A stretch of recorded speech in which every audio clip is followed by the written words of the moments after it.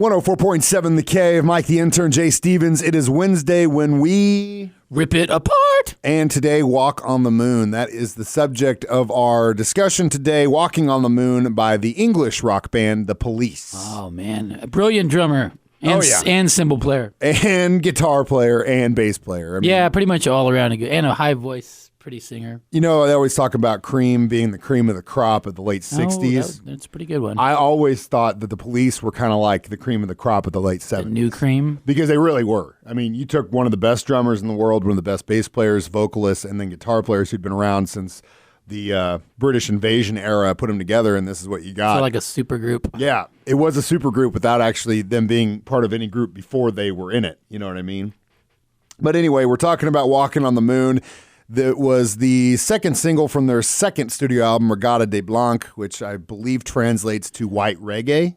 Really? I think so. Oh, I could see that. Regatta de Blanc. I'm pretty sure that's fancy word. I'm pretty sure that's what it means. Fancy way to say white guys playing reggae. Yeah, it is. It's a French translation for white reggae, which is true. That's exactly what they were going for. Yeah, they did. Especially on that second record. Yeah, very reggae sound. Always had really hard to pronounce album covers. Yeah, I mean, album titles. The album titles are always really weird, and I don't think I can still say their first. I had a hard time with Ghost in the Machine. Yeah, well, Synchronicity. That's the one Synchronicity 2. Yeah, you're just kind of like, what? All right, so anyway, we're talking about Walking on the Moon. We'll get into the instrumental part first, which I always love. And, you know, like we said, it is white reggae. Oh, sweet. Good stuff. Undeniably Police. That bass line, just super killer.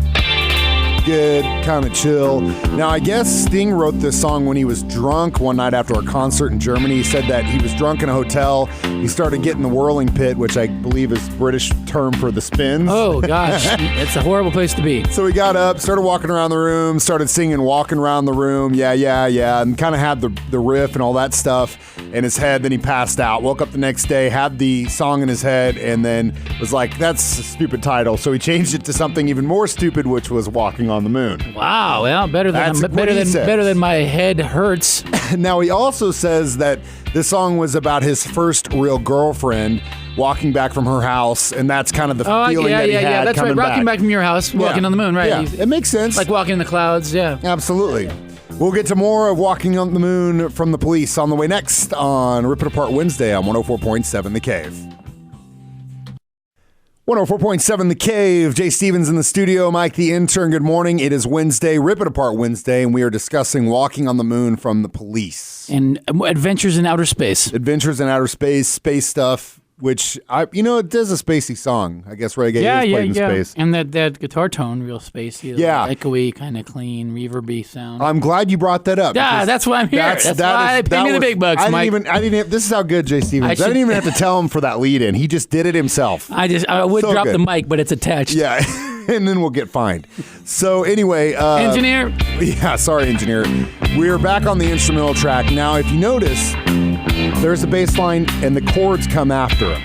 It's super odd. It's super classic Police super sound odd. though. It's like their trick. And I guess they say that the chord which hits after the bass notes throughout the song, this was invented by Andy Summers. Now I don't know how you could back that up. I would suggest looking at older reggae, and I bet he stole it from someone. Somebody stole it from a little Jamaican man. Yeah, more than likely, I would say. Now this part of the song is my favorite. It's when it just starts picking up, and it's really, really just got such a good feel. And I think that's why I love The Police so much, is every single one of their songs, even the ballads, have awesome feels to it. And the drummer is just one of the greatest of all time, man. One of the best. I consider myself very lucky to be able to see them on that reunion tour. That was such a good show. I saw them once when they first came to America, small place, and they were so loud that me and my dad left because it was horrible. It was just too loud. I was a kid. I was a little kid. It was like when they first. So they were still trying to be a Civic Center in Santa Monica. They were still trying to be a punk band. We left because it was too loud. Yeah, that makes sense. And we were rockers. My dad was a full-blown rocker, but it was just he didn't like it. That's awesome. Well, we have either that or he took bad drugs that night and wanted to get out of there. You're like, why do you want to leave? It's too loud. Dad, let's get out of here. What are you talking about too loud? We're in a coffee shop. That's a great excuse. I'm going to use that. So we've got a really good cover version of this song we're going to play for you in a few minutes right here on Rip It Apart From the Wednesday. legendary spaceman himself. Yeah, Captain Kirk. Oh, I was gonna be a tease? I was gonna tease him All and right, make him think it was David Bowie. Maybe nobody. Wait, we'll take that part out from the great spaceman himself. Drum roll, please. You have to wait to hear what it is in a few minutes. That's how we on keep you 104.7 listening. The Cave. 104.7 The Cave. Mike the Intern, Jay Stevens in the studio for Rip It Apart Wednesday. Today we are talking about Walking on the Moon by the Police. Now, this song has been covered all over the place. Not the Neil Armstrong version. Not the Neil Armstrong version, but like jazz musician Christian McBride covered it. Incubus has covered it.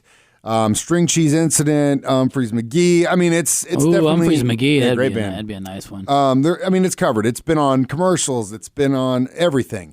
Now, while doing a little bit of research, it turns out that one of my favorites, Spaceman. Yeah, possibly the number 2 spaceman in the world. Yeah, if you were well, maybe number 3 if you're considering Ace Frehley as well. At least according to me, I think he's one of the coolest dudes ever, especially since I'm a huge Trekkie.